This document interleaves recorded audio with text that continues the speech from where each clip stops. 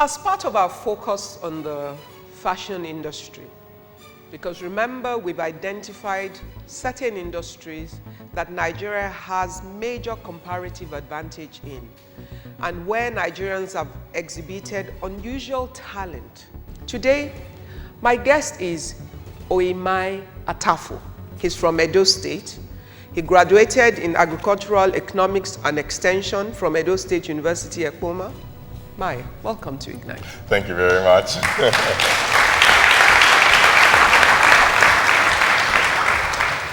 As we are seeking how to engage the young Nigerian minds to find respect and dignity in the fashion industry in a way that we can create ultimate value for Nigeria.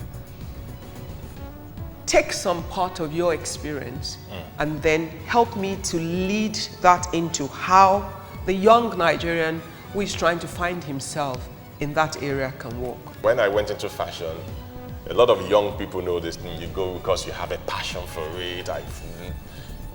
But only to realize 6 months later that this is not a passion-driven business. It's exactly a business. You need structure. You need to be able to get your books in place. You need to be able to do your balance sheet. Your accountant has to tell you need to pay your tax, Okay. So in my own case now, I now realize it's a business. And like you said, now you now start looking at the value chain. If you want to go into fashion, you do not have to be the owner of the fashion business. Okay, let's start from there. You do not have to be the owner of the business. Yes. So tell me all the parts that you can play without owning the business. Me right now, I'm the one that does the designing of all the clothes. I go to the market to pick fabrics. I go to Teju Osho market and Balogun market by myself. Okay. By myself, okay? Design the clothes, I do clients. It's one of the businesses you have to do services and goods have to be on point. Okay. Because fashion is subjective. It's not objective.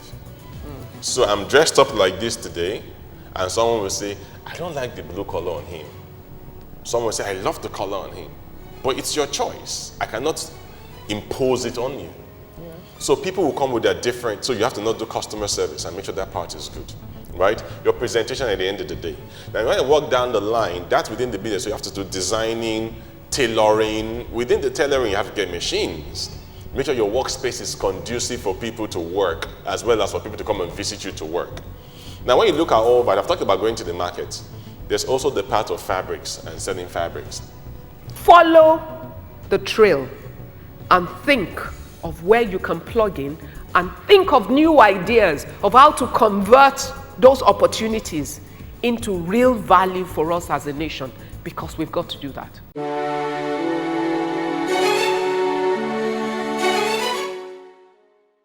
Now, in the course of building the business, what would you say have been your biggest challenge so far?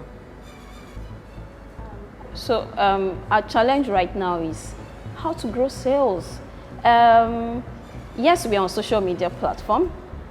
And then, I've heard people say, okay, go on social media platform, you can reach a lot of people on social media platform, let them know what you do and all that, which we do, but at the same time, I still feel we can do much more.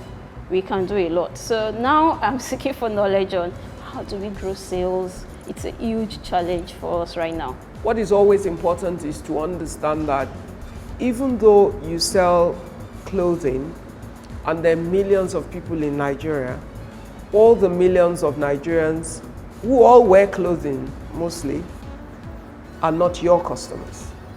They're not your customers because what you sell is not what they all want. Yes. And even as you close ranks in terms of profiling and you get closer to those that are likely to fit the base of the customers that you want to sell to, it's not all of them that would like what you sell for different reasons. You both are in fashion, but you might think you're competitors, but you might not be real competitors because you might be appealing to different crowds within those that will buy clothing.